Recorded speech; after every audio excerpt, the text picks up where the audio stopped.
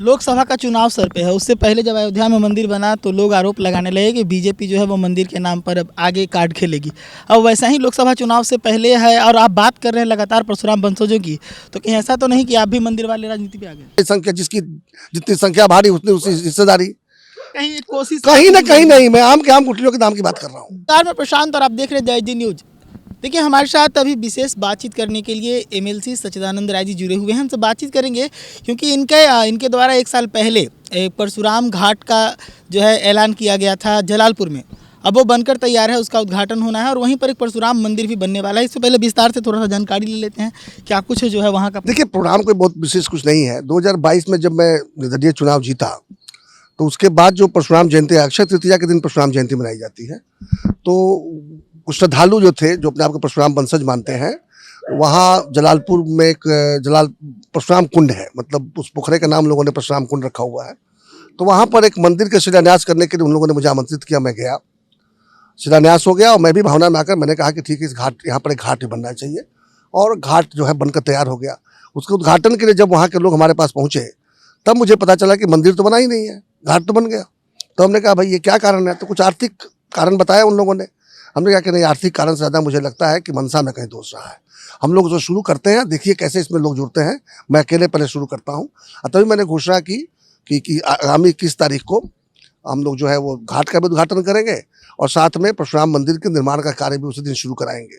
और ये मैं पहले शुरू करता हूँ, इसके बाद 21 तारीख के बाद जो है हम लोग, क्योंकि ट्रस्ट भी है, ट्रस्ट का अकाउंट भी है, फिर उसके बाद से चंदा एकत्रित करके उस मंदिर को पूरा करने का काम किया जाएगा।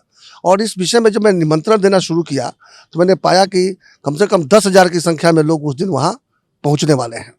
और इतना उत्साह मैंने देखा परशुराम वंशजों के बीच में कि मुझे लगा कि सिर्फ एक मंदिर नहीं, हम चाहें तो हर जिले में ऐसा एक मंदिर बना सकते हैं। बल्कि ऐसा ऑलरेडी हमारे पास रिक्वेस्ट आना शुरू हो गया कि नक्शा बनवा दीजिए, हम भी अपने यहाँ बनाना चाहते हैं। तो बड़ी खुशी की बात है, हम हर जिले में जो है इसी तरह का मंदिर बनाने के लिए प्रयास करेंगे। और ये एक परशुराम वंशज होने के नाते मेरे लिए बड़े फख्र की, गर्व की बात होगी कि मेरा भी उसमें थोड़ा सा प्रयास रहेगा। एक दिन का मैं भी जोड़ूंगा उसमें। लोकसभा का चुनाव सर पे है। उससे पहले जब अयोध्या में मंदिर बना तो लोग आरोप लगाने लगे कि बीजेपी जो है वो मंदिर के नाम पर अब आगे कार्ड खेलेगी। अब वैसा ही लोकसभा चुनाव से पहले है और आप बात कर रहे हैं लगातार परशुराम वंशजों की, तो कहीं ऐसा तो नहीं कि आप भी मंदिर वाले राजनीति पे आ गए?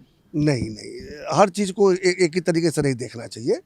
ये बताया मैंने, जैसे कि 1.5 वर्ष पहले उसका शिलान्यास मैंने कर दिया था और घाट में निर्माण हो गया। उद्घाटन करने की बात है, तब मैंने पाया कि मंदिर का निर्माण नहीं हुआ, उसका कारण आर्थिक रहा है। तो निश्चित रूप से मेरी आस्था को कहीं ठेस पहुंचा।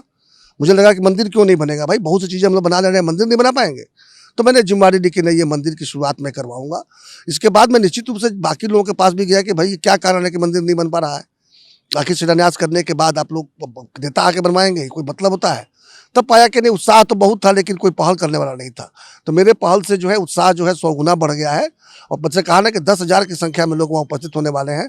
और सिर्फ वहीं जलालपुर, सारण में ही नहीं, मुझे लग रहा है कि कई जिलों में, लगभग सारे जिलों में परशुराम मंदिर का निर्माण होगा। और साथ में भगवान राम का राम दरबार और भगवान कृष्ण का, राधा कृष्ण की का विग्रह भी वहाँ पर स्थापित होगा और एक आस्था का केंद्र बनेगा। और निश्चित रूप से हर परशुराम जयंती के दिन एक न एक मंदिर में प्राण प्रतिष्ठा का कार्यक्रम देखने को मिलेगा। जिस प्रकार से वो आयोजन है, परशुराम वंशियों का आयोजन है और जो अतिथि वहाँ आ रहे हैं बड़े चेहरे उसमें परशुराम वंशी ही हैं, और उसके बाद लोकसभा का चुनाव है, तो नहीं लगता है कि इस तरह से कोई जाति को साधने का प्रयास हो रहा है विशेष करके? और आप बात कर रहे हैं पूरे बिहार में जो है इस तरह के मंदिरों का निर्माण। अच्छा, एक बार मैं आपकी बात को मान भी लेता हूँ, इसमें गलत क्या है? इसमें गलत क्या है? केवल परशुराम वंशजों ने तय कर रखा है कि हम एकत्रित नहीं होंगे, अब बाकी सबको एकत्रित होने देंगे। इसमें गलत क्या ढूंढ रहे हैं भाई आप?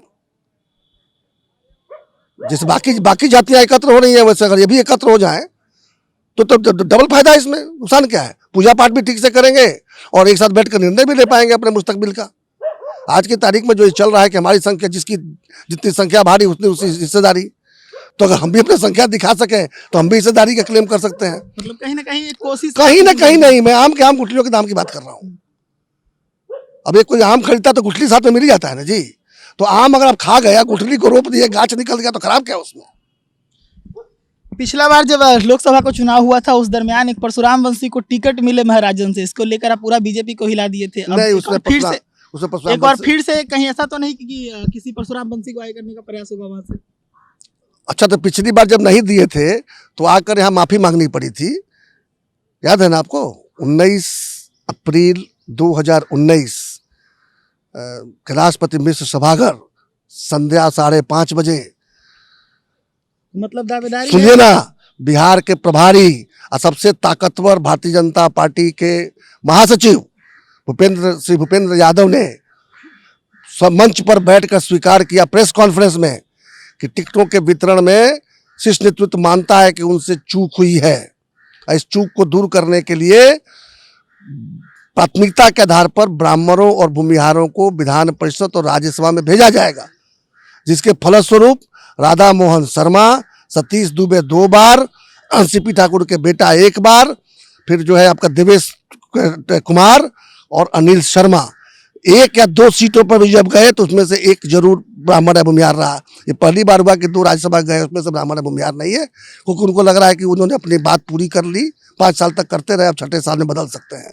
तो अगर फिर से वो गलती करेंगे तो तैयार रहेंगे फिर से माफी मांगने के लिए। मतलब दावेदारी इस बार भी परशुराम बंसी हाँ हाँ, वो तो आप नहीं देंगे, कोई और देगा, ये तो रहेगा ही ना। आप अगर चाहते हैं कि उनका वोट मिले तो आप ही दीजिए, और नहीं चाहिए तो कोई बात नहीं है, हम अपना रास्ता खोज लेंगे, नेविगेट कर लेंगे।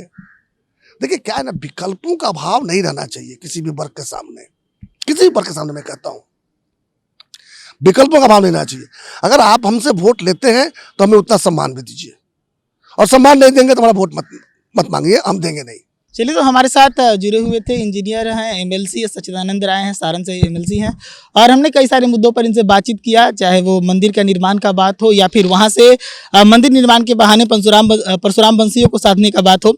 आपने सुना क्या कुछ कहा। ऐसे ही तमाम खबरों के लिए जुड़ेगा जय न्यूज़ के साथ, और अपनी राय कमेंट सेक्शन में जरूर रखिएगा।